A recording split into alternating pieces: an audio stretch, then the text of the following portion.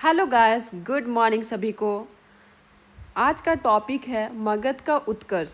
ऐतिहासिक प्रमाणों के अनुसार मगध महाजनपद पर कुल 7 राजवंशों ने शासन किया। तो दोस्तों, मगध महाजनपद पे कितने राजवंशों का शासन हुआ? 7 राजवंशों का शासन हुआ। सबसे फर्स्ट में आता है हर्यक वंश, सेकंड में है शिशुनाग वंश, थर्ड में नंद वंश, मौर्य वंश, शुंग वंश, कण्व वंश और सातवाहन वंश। तो फ्रेंड्स, आज हम डिस्कस करते हैं हर्यक वंश के बारे में। हर्यक वंश का जो स्थापना वर्ष है 544 ईसा पूर्व से 412 ईसा पूर्व के बीच में है। हर्यक वंश में सबसे पहले इनका संस्थापक कौन है? तो बिंबिसार है। बिंबिसार के बाद अजातशत्रु, फिर उदयन, उसके बाद आते हैं नागदशक।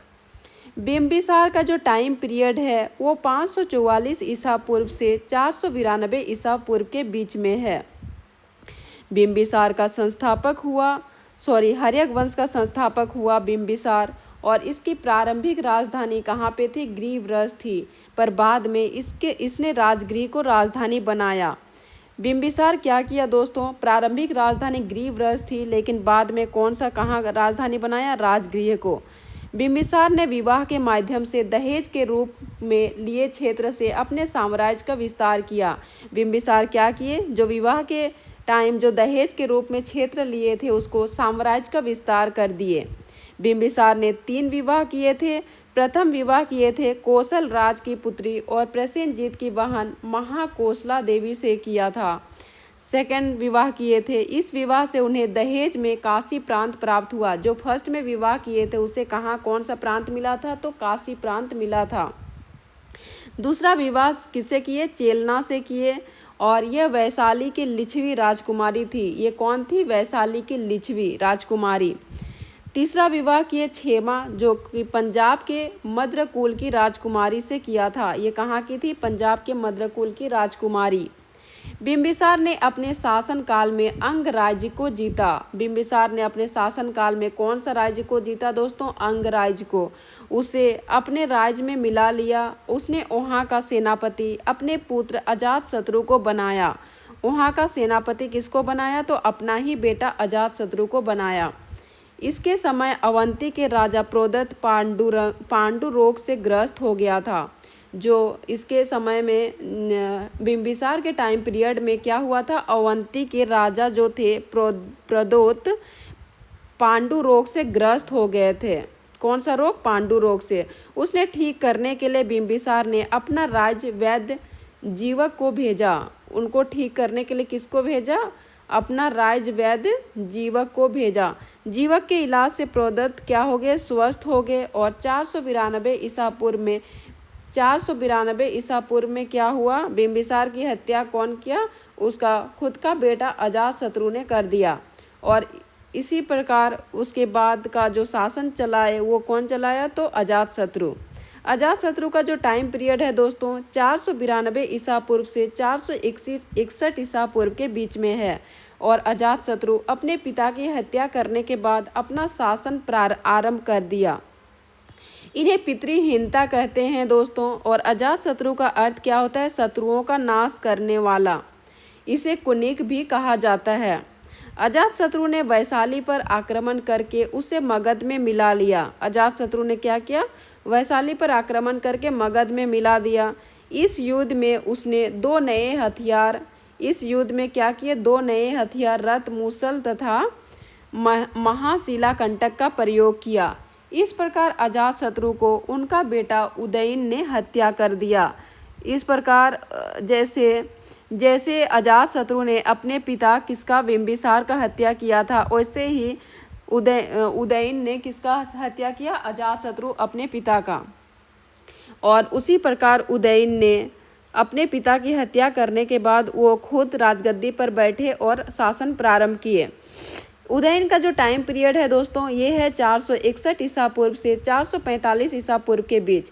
इसने पिता की हत्या के बाद क्या किया? अपना शासन आरंभ किया, और इन्हें भी पितृहीनता कहा जाता है। इसने गंगा एवं सोन नदी के संगम के समीप एक शहर की स्थापना की। ये क्या किए थे दोस्तों? उदयन गंगा और सोन नदी के बीच में एक समीप एक शहर का स्थापना किया था और जिसका नाम क्या है तो पाटलिपुत्र रखा। इसने राजगृह से राजधानी को बदलकर पाटलिपुत्र को अपनी राजधानी बनाया और राजगृह जो पहले राजधानी थी दोस्तों उसको बदलकर ये क्या बनाए, पाटलिपुत्र। उदयन के बाद उसका पुत्र नागदशक मगध का शासक बना। उदयन के बाद कौन बना शासक, हर्यक वंश का शासक बना नागदशक। परंतु वह एक क्या थे, अयोग्य शासक था और उसकी हत्या उसके सेनापति शिशुनाग ने कर दी।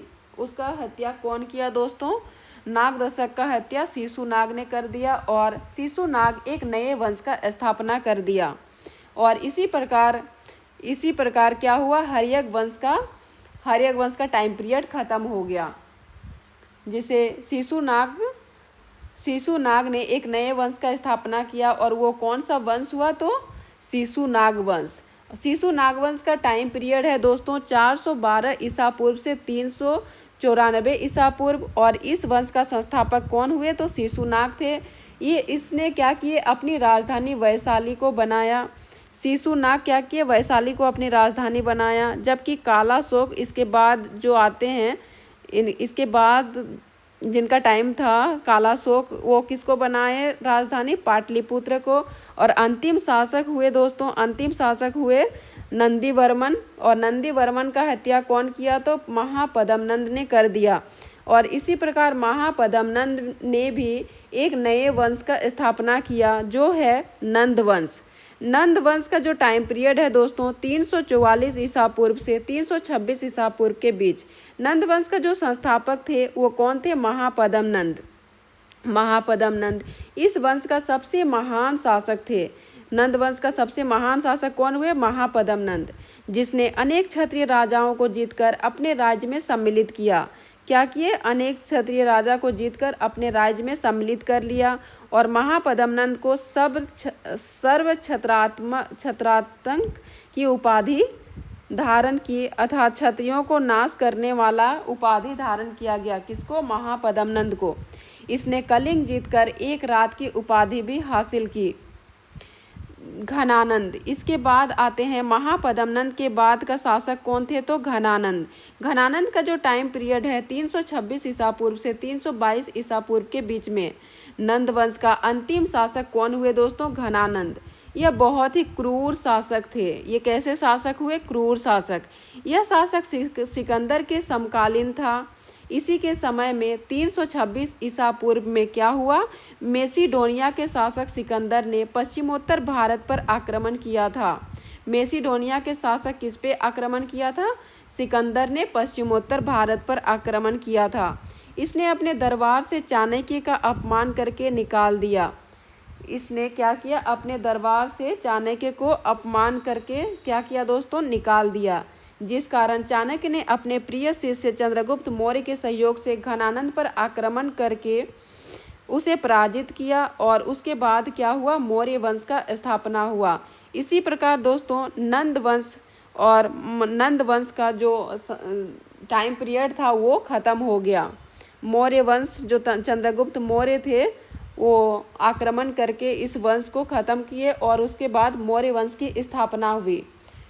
और इसके बाद हम लोग देखते हैं दोस्तों दूसरे वीडियो में हम लोग करेंगे मौर्य वंश के बारे में। तो आज के लिए इतना ही। अगर ऐसी वीडियोस चाहिए तो प्लीज़ मेरे चैनल को लाइक, शेयर एंड सब्सक्राइब कर दीजिए। Thank you.